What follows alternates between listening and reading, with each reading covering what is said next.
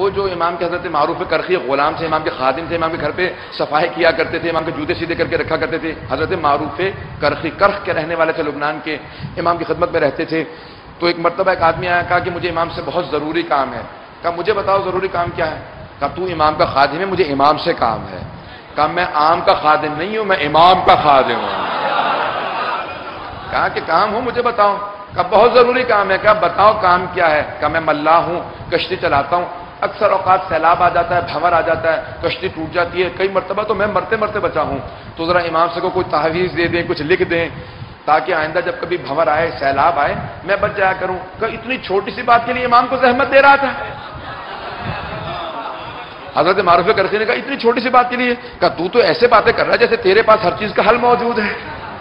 کہا آئندہ جب بھی سیلاب آئے نا، بھنور آئے، تو پانی سے کہنا کہ اے پانی، مجھے معروف کرخی امام رضا کے غلام نے، خادم نے کہا ہے کہ تم مجھے اذیت نہ دینا.